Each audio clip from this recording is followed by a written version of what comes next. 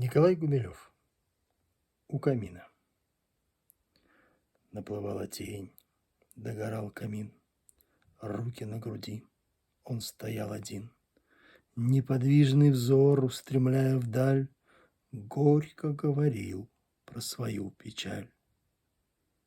Я пробрался вглубь неизвестных стран. 80 дней шел мой караван. Цепи грозных гор, лес, а иногда странные вдали чьи-то города. И не раз из них в тишине ночной в лагерь долетал непонятный вой. Мы рубили лес, мы копали рвы, вечерами к нам подходили львы, но трусливых душ не было между нас.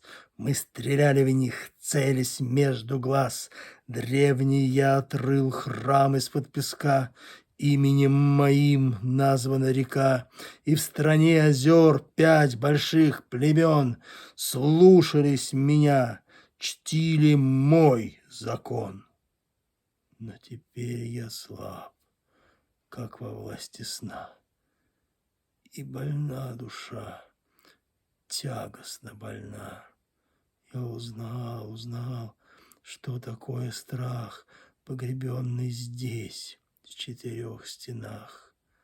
Даже блеск ружья, даже плеск волны эту цепь порвать ныне не вольны.